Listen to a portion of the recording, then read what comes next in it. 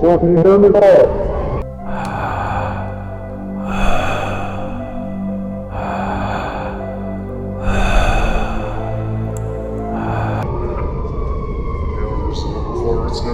On the phone next door offers that was your life.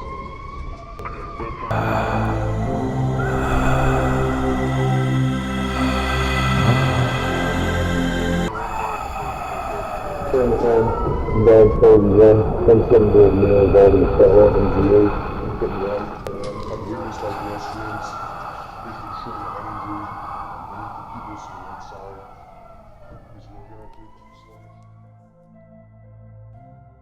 Marcus, open your eyes. Where am I? You are about 27,000 light years from Earth in the Sagittarius constellation on the outskirts of globular cluster NGC 6440, discovered by human beings 232 years ago. Turn around for a moment and look up. There's single-celled life in the oceans of that planet up there. Life there will eventually become multicellular and terrestrial.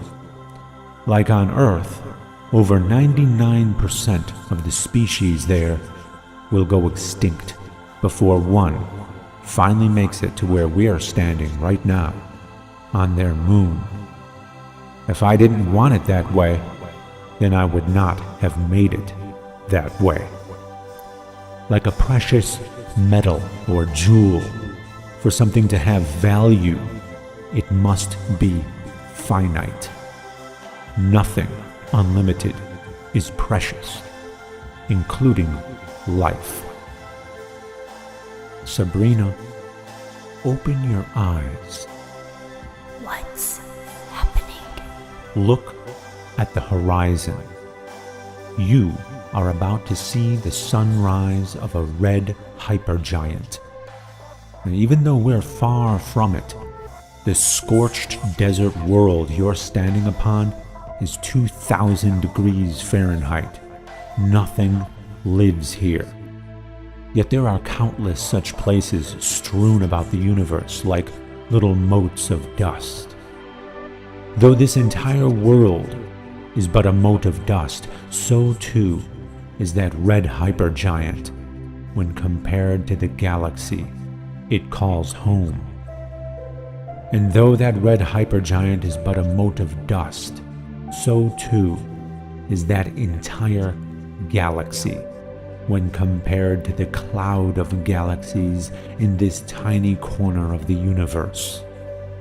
I did not author such massive scale and variety for one type of people to think one type of way. Samuel, open your eyes. I brought you to this place at random. We're in a galaxy far from the Milky Way. You did not know this place existed until you saw it. Space travels faster than the light that passes through it. As galaxies move farther apart, their light will eventually cease to reach each other. Thus, future civilizations, born long after Earth has disintegrated, will know nothing of other galaxies. They'll know a universe of darkness. But you, an organism born billions of years in their past, totally shrouded by time, have seen the beauty of a universe they will never know.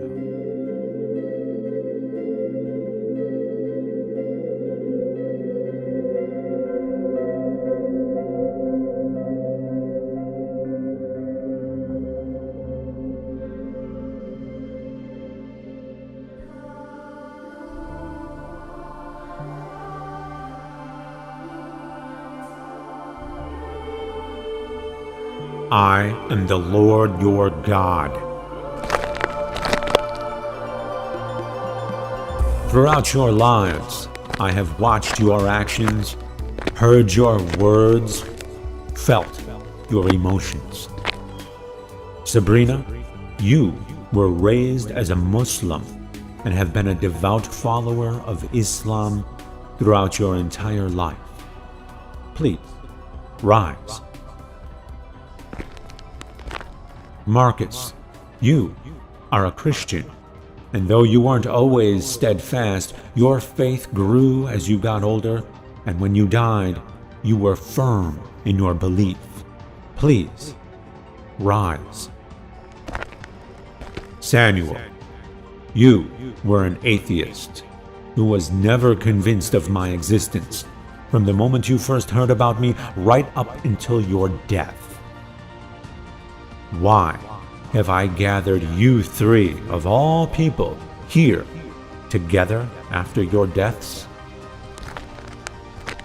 You see, I was thinking of building a bar right over there, and I wanted to see what would happen when a Muslim, a Christian, and an atheist walked into it.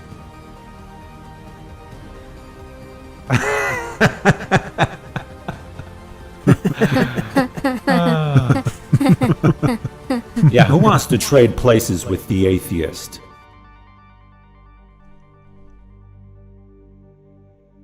You heard me. Look, your lives come with consequences, and you will be judged. But just this once, let us see if you're willing to trade places with this non-believer. Just step forward and raise your hand. Any takers?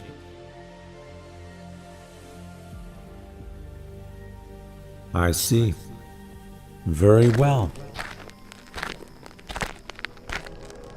Samuel, I like you. Be at peace.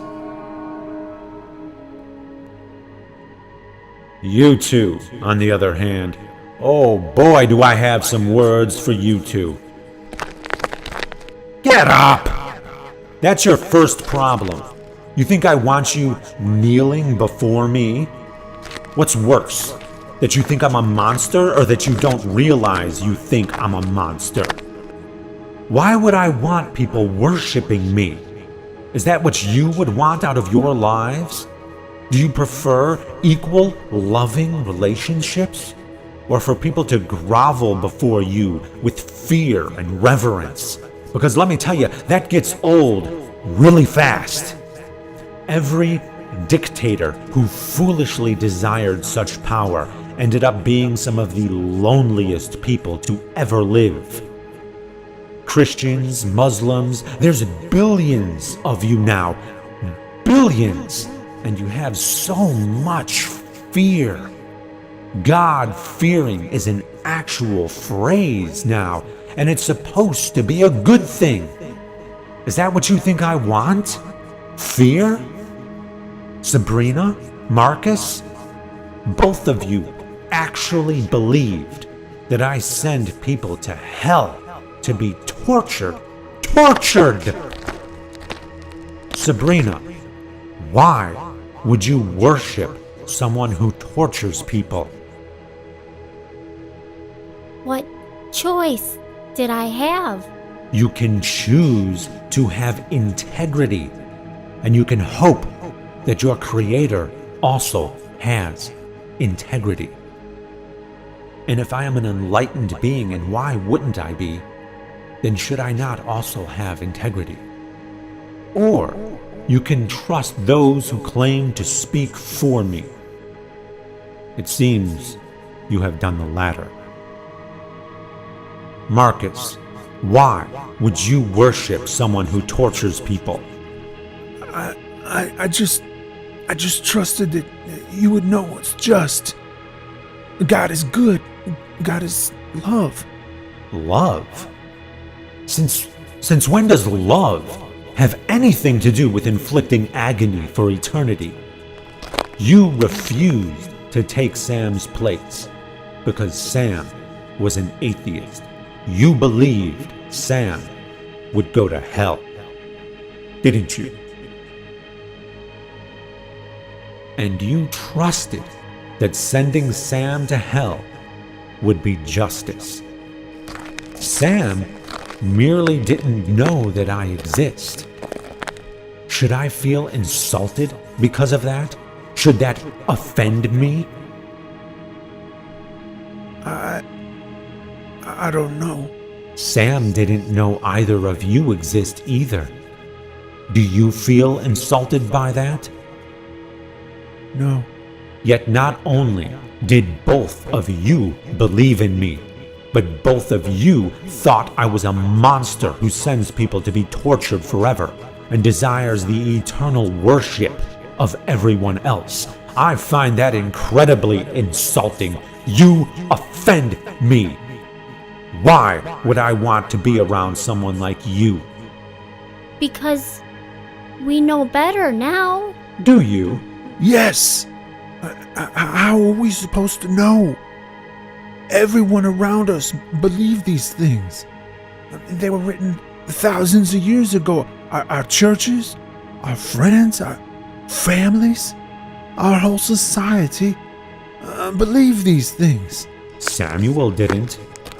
Even though he was alienated for it, he still didn't believe it. Throughout his life, he was the one who was called offensive and called out of line for not conforming, sort of like Jesus was. Yet it was the believers who offended me this whole time. It was the believers who nailed Jesus to the cross. You think those holy books weren't written by people just like you? They ate, drank, and slept just like you. They had their ideas about what I'm like, and they projected themselves onto me, using me to justify their preferences just like you. They used me to claim that their opinions were objective truths, that their beliefs were knowledge. They didn't know where they ended and I began. You worshipped the God of the imaginations of ancient people, who, not unlike the people of your time, used their ideas of God to spread their influence politically, culturally, and morally. You fell for it. Sabrina, you fell for it. Samuel did not. I can actually talk to Sam without all that baggage in the way.